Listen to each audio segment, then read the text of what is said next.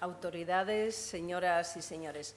Muchas gracias a la Red Asturiana de Desarrollo Local por invitarme a participar en este encuentro. Lo voy a leer porque si no me voy por las ramas y no digo todo lo que quería decir. Como agricultora avenida periodista y como ciudadana del mundo que vive en el campo, me encanta reflexionar sobre el tema. Llevo 40 años escribiendo y hablando del campo y ya sé de antemano que cualquier cosa que diga no tendrá mucho recorrido, pero como soy inasequible al desaliento, me resisto a que nos ganen la partida los matorrales, los plumeros de la pampa, los jabalíes y los ratones. Vivo en el campo y pongo mi pequeño grano de arena para que el campo se mantenga vivo, pero también sé que cultivar una pequeña huerta y conservar una pequeña pumarada no es gran aportación. Habito en el campo, apartada del mundanal ruido, y no echo de menos tener una cafetería o una tienda a la vuelta del camino, ni me agobia que el cine o el teatro estén a 30 kilómetros. A esta breve intervención la titulé Asturias sin prisa. Y ahora me gustaría que vieran un pequeño vídeo que hice en Malaui hace 2 meses, en el mes de diciembre, que estuve en África. Y no sé si se está viendo. Bueno, pues aquí van a ver una niña y esa niña con la fesoria a la medida. En esa niña me veo a mí hace 57 años en la Vega de Priesca, en Villaviciosa. Ese vídeo no podría hacerlo hoy en Asturias porque casi no hay niños en los pueblos y porque está muy mal visto que, lamentablemente, está muy mal visto que los niños trabajen. Y mamándolo como lo mamé yo, es como se ama el campo. Si no, es difícil que un crío de la ciudad lo podamos trasplantar al campo. Era el campo del arado romano y de la fesoria. Se trabajaba mucho, se ganaba poco, pero no teníamos prisa. Daba tiempo para hacer las faenas propias y ayudar en las del vecino, para la sextaferia y para limpiar los matorrales. Íbamos al ritmo de la fesoria, al paso del arado tirado por las vacas. La comida se hacía a fuego lento en cocina de leña y el medio de transporte más común era la bicicleta. En los años 60 y 70 fuimos aligerando el paso y en los 80 la entrada en la Unión Europea supuso para nuestro campo un apuro y muchas prisas. Lo decía ahora la señora consejera, que nos ayudan, pero por otra parte, de cara a Bruselas, nosotros solo éramos ganaderos. Teníamos que producir a gran escala, pero acabaron poniéndonos cuotas. O sea, un lío en el que metieron a muchas familias que habían optado por la producción láctea y del que salieron endeudadas y a las carreras para buscar otros trabajos. Hoy en la prensa viene que el sector lácteo es uno de los sectores de exportación en Asturias, pero de todas formas mucha gente huyó del campo, como sabré, muchos de los que estáis aquí sabréis. En esos años los jóvenes del campo, además del andamio, optaban por otra formación profesional y por la universidad. Así fue, dicho en 4 palabras, como se fueron despoblando nuestros pueblos. Y mi propuesta en 10 minutos es la de recuperar aquel ritmo de pueblo, el ritmo de slowly, como dirían los ingleses, de lentitud, en un slowly que está de moda ahora para otras cosas. La Asturias campesina, agrícola o ganadera, sin prisas, frente a las agriculturas y ganaderías extensivas y a las carreras que se hacen en otras partes de España y de Europa y que estresan tanto a los animales y a las plantas que luego comemos como a quienes trabajan en esos ambientes. Está más que demostrado que un tomate, una patata o una fresa de mi huerta no tienen el mismo sabor y textura que los del supermercado, pero lamentablemente casi no se encuentran a la venta ni tomates, ni fresas, ni patatas, ni manzanas de mesa de Asturias, por poner 4 ejemplos. Y la pregunta es, ¿por qué no producimos todo eso? Pues por lo visto porque no es rentable, porque el precio de los tomates estresados es mucho más barato que el de los tomates tranquilos. Pues ahí es donde tendríamos que ver la forma de marcar la diferencia, sin prisa pero sin pausa.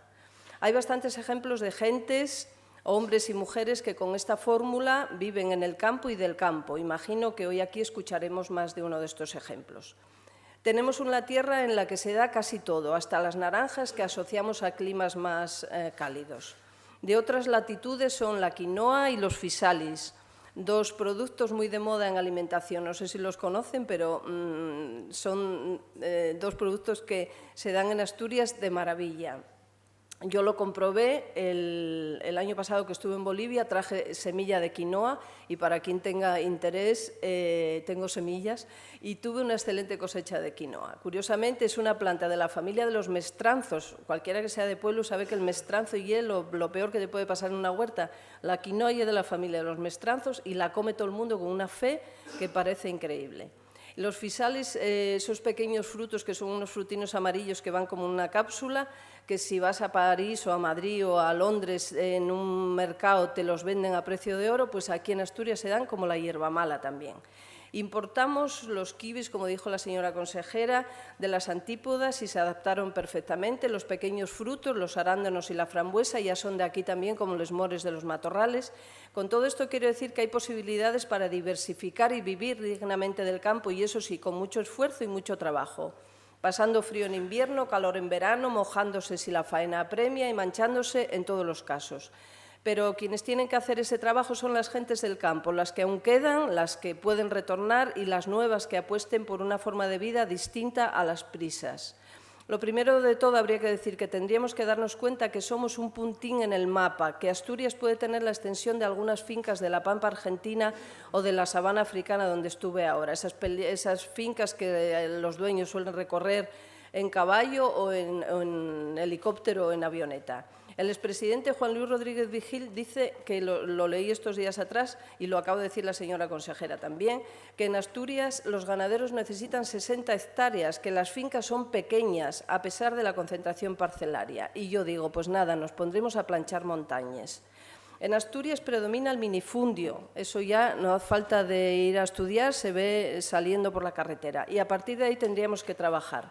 Es paradójico que algunas de las pocas fincas de grandes dimensiones que tenemos en Asturias, como son soy de Villaviciosa y no me pasa desapercibido, como son los porreos de Villaviciosa, con centenares de hectáreas llanas como la palma de la mano y con los pastos riquísimos, en este momento estos praos están inundados por el agua de la ría, el agua salada de la ría, gracias, yo digo aquí, a la acción u omisión de las administraciones y de los ecologistas.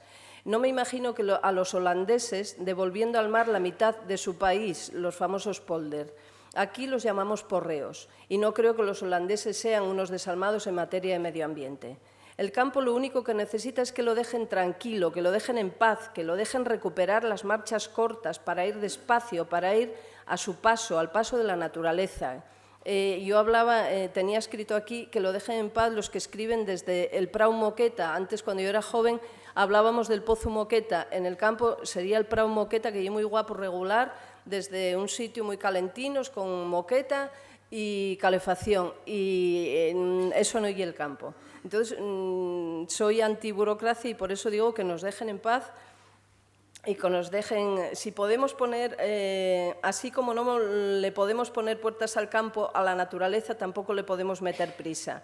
Sí podemos poner un tomate o una fresa debajo de un plástico y hacerlos crecer más rápido y tendremos unos magníficos frutos, pero sin sabor, como de plástico. Y podemos cebar una xata o un xatu en un cebadero, que parece que ahora están de moda en Asturias, pero la carne no será la misma que si el ternero estuviese libre pastando en el campo. Y yo que comía con fe la carne de un supermercado que vendía carne de Asturias, carne de ternera asturiana, la compran los ganaderos, luego leo en un reportaje que resulta que sí, compren a los ganaderos con 6 meses, pero de 6 a 12 meses, pues cebámoslos. Y cebar no lle alimentar un xatu, cebar y otra cosa.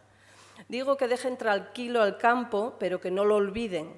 Cuando escucho que el Gobierno de Asturias se empecina en concentrar más la zona centro, aquí en el mapa veo que la zona centro ya está bien apetuñada, pues entonces todavía tenemos que concentrar más la zona centro. Y yo cuando leo eso me echo a temblar. Si lo traemos todo al centro, contribuimos a que se despueblen los demás concejos, a no ser que traigamos colombres al lado del Berrón. Creo que no se trata solo de poblar el campo con residentes. La clave está en conquistar a mujeres y hombres jóvenes para que apuesten por las aldeas. Yo me considero pues eso, una residente, o gente de la ciudad que va a vivir al campo, que tiene una huertina. El repoblar y dar vida al campo, lo que dice ahora la señora consejera, que van a hacer un plan demográfico, pues a ver si es verdad y conseguimos que el campo viva, pero con campesinos y con agricultores. Como mujer campesina, permítanme también que le haga un simbólico homenaje a la mujer campesina. Durante siglos ha sido lo que hoy llamamos la superwoman. Trabajó dentro y fuera de casa, se ocupó de niños y de viejos. Era la economista y la administradora, pero siempre a la sombra.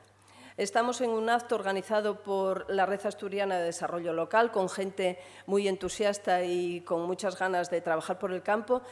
Pueden poner la teoría y conseguir financiación para proyectos muy variados. La señora consejera también se refería a que van a reducir desde Bruselas el dinero, pero la práctica tienen que llevarla a cabo personas comprometidas y sacrificadas. Apostar por el campo es sacrificado y ahí está la dificultad. Necesitaríamos muchos badiolas. Badiolas son unos ganaderos que sí trabajan más intensivo, no por intensivo, sino por profesional, por gente que pone Asturias en el mapa en España, que repercute su trabajo en toda España porque son premiados a nivel nacional. Pero solo hay dos badiolas, el padre y el hijo, y todo lo hicieron a pulso, con sacrificio y mucha afición. Sacrificio y afición para mí son dos ingredientes básicos en el campo.